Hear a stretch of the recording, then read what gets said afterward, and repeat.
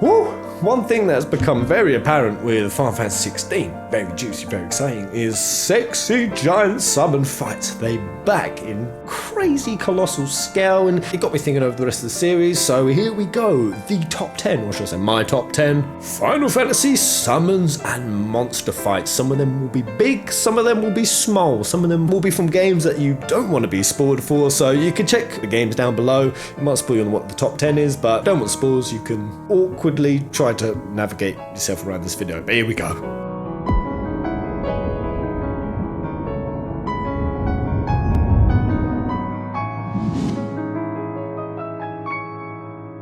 So being as this is my number 10, of course it's going to be the most modest, but it's the Final Fantasy VIII Shiva and Ifrit moment. I love this moment, man. It's really not that huge a deal, but when I played it as a kid, this was so freaking hype to me. You've gone into this cave that looks now like Joe Rogan's podcast with your sexy librarian teacher to fight this creature of fire, and if you happen to use Shiva, this little interaction happens here. It's so small. And yet it was so satisfying. It felt so randomized that if we're just expressing this beef with Shiva on the fly in the combat, I loved it. And of course, this concept was what gave us the legendary Cypher bukkacking Odin. He pwned him, gave Gilgamesh the fourth sword, who came flying and swirling down and then completely pwned Cypher. It's not exactly a huge summon showdown moment, but don't tell me you didn't find it just as cool regardless. Number 9, and I'm being a bit cheeky here, but I'm going to go Terra versus Valgamander. Most of you are like, who the fuck? Well, it's Tritok. I need to say Tricock.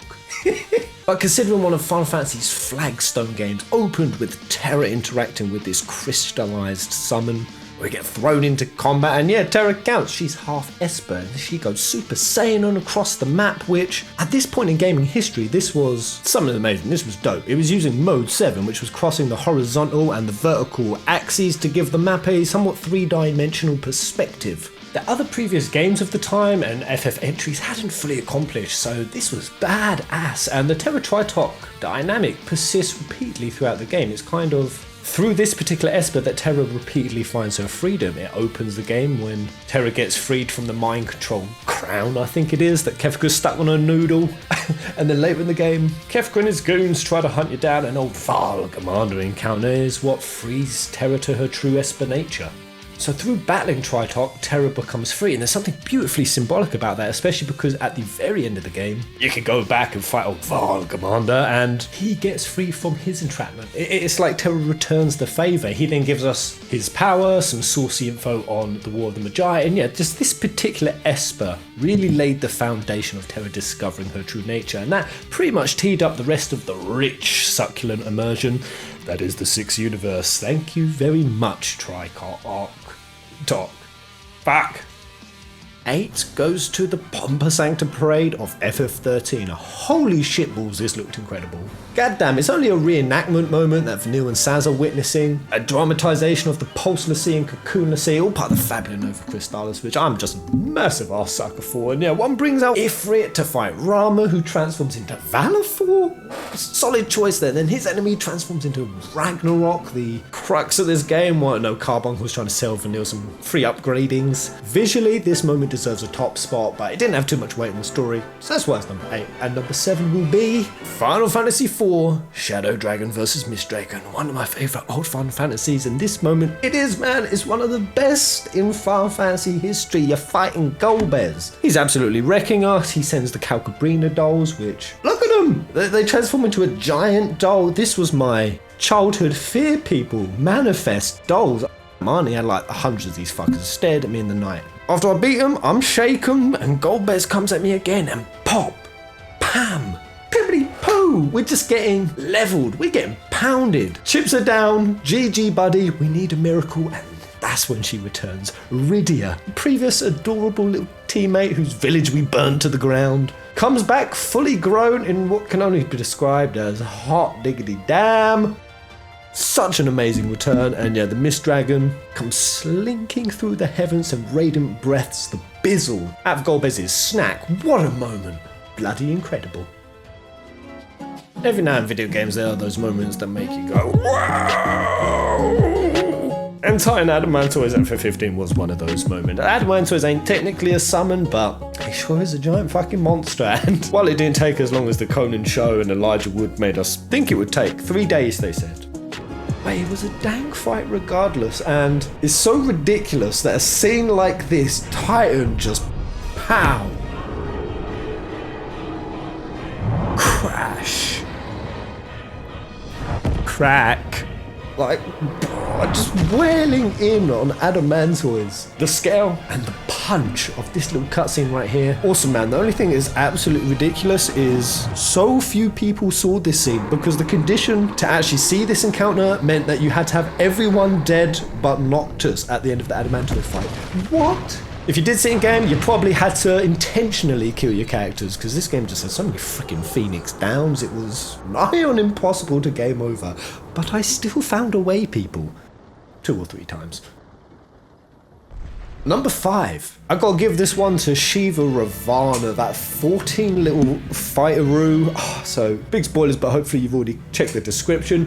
Izalay, man. All these huge story arcs that had been building over the course of Heaven's Ward just felt like it peaked at this moment where Izalay takes on Ravana. She's got like this ice shield, they've got swords. She really gives this fight a hustle, and then the savagery of Yoshi P descended. There is no plot armor. No characters are safe in 14. Izalay Shiva is impaled, and with her dying final breath, she attempts to freeze Ravana again or weaken him so that we can be him.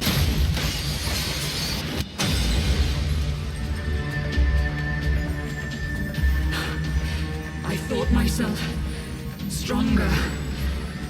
Mayhap with more crystals? I feel too much with number 5. I feel too much. Number 4, and I'm being a bit of a cheek, a bit of a sneak here, because I'm actually going to say Vincent Omega. Now, they're not exactly summons, and they're kind of not monsters. They're kind of weapons, but actually how weapons manifest on the planet is pretty much in the same vein as a summon. They're both made from the planet, made from Mako. I mean, even a red materia slot sits in all the weapons, and the pro materia in Vincent, which kind of essentially act as summoning materia. Anyway, regardless, this showdown at the end of Dirge Cerberus, the stakes were so ridiculously high. Vincent containing a being of literal chaos created by the planet to reset humanity, bring about the apocalypse, to slap humanity's ass, pack their soul juices up into Omega and shoot them off across to the cosmos so life can continue. But through Shell getting the proto materia back to Vincent, it allowed him to contain that, control that chaos within inside him, and save humanity. The main reason I wanted to bring this up, not just because it's a really badass scene and moment, because it is, but specifically on what chaos is, I think has a lot of interesting stuff, especially for the 7 remake. Because I'll quickly read this to you on exactly how it's described as what chaos is. Chaos is a semi-weapon, a creature of magnificent power created by the planet, that acts according to the will of another weapon, Omega. Though the planet calls forth in time of threats, chaos is a being born of negative memories and the sins within a naturally occurring stagnated and tainted form of life stream. This is really huge, especially when we look at the 7 remake and the theories I've done of late, that Vincent, when he comes into this remake, could be so much more powerful. So many potentials how Square Enix could write Vincent. What the hell is Chaos going to be in the FF7 remake? I don't know, but it's going to be huge. Number 3, the top 3 of what we got. I really struggled to order these. But I'm actually going to go back to 15. I'm going to go Ifrit Mohammed, because wow, while I wish this game was definitely longer than it was and not dragged out over so many years, for what it was and at the time, and for the honestly genuine immersion and experience that 15 had kind of gleaned out of me, by the time we got to this final battle with Ifrit, it all like coalesced into this super condensed moment of hype. And then when Bahamut comes from the skies and Ifrit just this. These crazy agile flips and kicks. Like, he goes full Tekken Eddie. This is crazy, Ifrit. Where the hell did he learn these kind of moves? And I can't help but think, when there were Ifrit statues all throughout Piteos, this area of traps and jumps, and we're having to use agility in a game that really wasn't programmed for it, statues of Ifrit escort us all the way into Piteos. And even if it ain't real, I'm headcanoning, man. He picked up these skills from doing Piteos. We all had to learn them. Ifrit knows our pain. And he used that pain, he used that skill against Bahamut, and that's why I always see the scene. Sort of Nox voice playing in my head. Cake, baby, baby, baby, baby.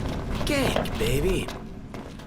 Cake, baby, baby, baby, baby, cake.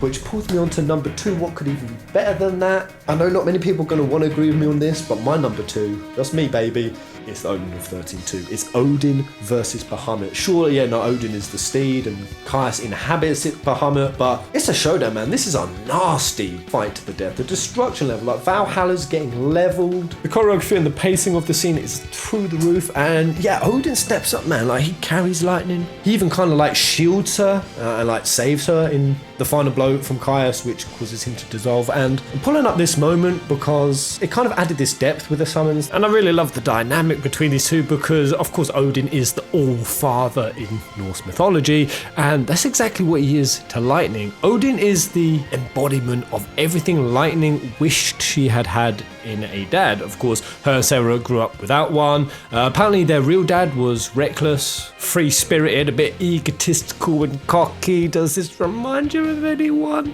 We're going home together!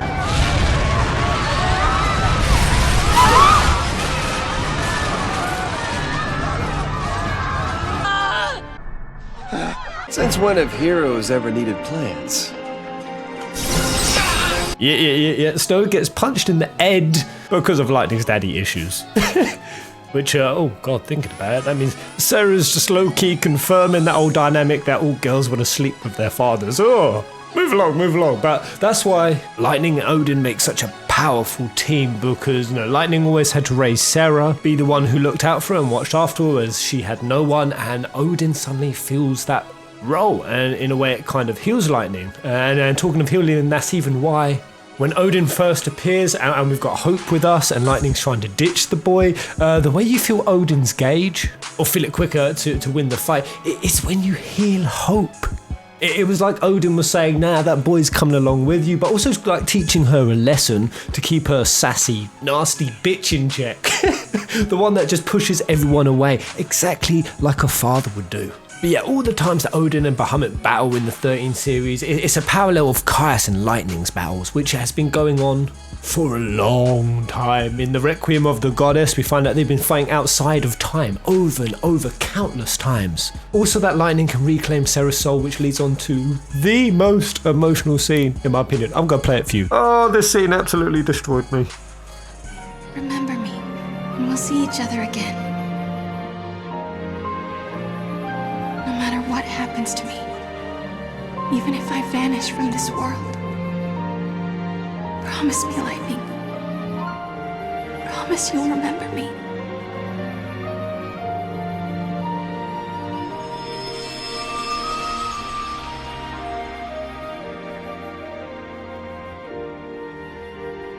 So what is number 1? I had to give this to FF9. This is one of the most defining moments, is Alexander versus Bahamut. The visual splendor, the lay fantasy gasps that this moment forced out of players is really something that's going to be unrivaled and timeless and unparalleled, I feel, when it comes to summons fights. They're saying that I hope Ifrit and Phoenix and the amazing dynamic in 16 can obviously top this. Alexandria Castle, where we've been through the whole game, like really rich medieval setting, just to suddenly have wings burst out of it. Freaking wings! It's just a wild, out there fantasy idea, which absolutely paid off. You know, as Bahamut's coming in, the fire that is just glowing in Garnet's face as she stares on this, you know, terrible apocalyptic creature. Whoa, I don't care how far technology comes. Moments as incredible as these will rarely be replicated because it hit every check mark. There was a story to it. There was a build up to this moment. It hit even the timing of the game at just the right moment where it really elevated and propelled us into endgame. And I think that's just absolutely why Final Fantasy IX unanimously does, according to quite a few infographics and polls that have been done, it gets the highest average player score of any Final Fantasy. And I can't help but think this Alexander versus Bahamut moment has a big part in thanking for that. But there we go, guys. That is my top 10 summon versus summon / monstery, creaturey beings of gnarly ass power levels.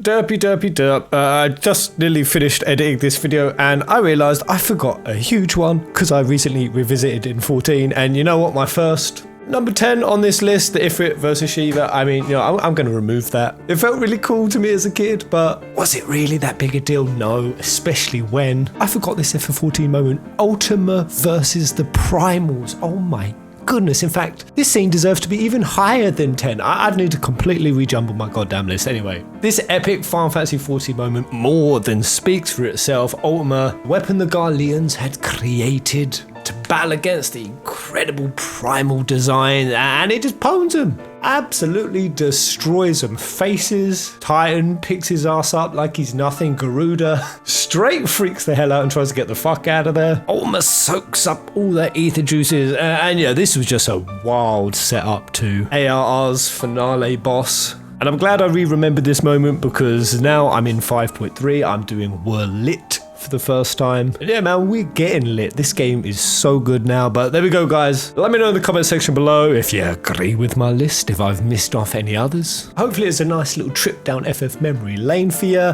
And yeah, thank you very much. Comment, like, and subscribe. And before we sign out, I want to quickly thank Final Fantasy Piano Music. That is their channel name. I'm going to link them down below, because some of the awesome little piano melodies you've heard in this top 10 were actually works that they had created. So be sure to check them out. Cheers, my dears, and I'll see you on the next video. Kupo!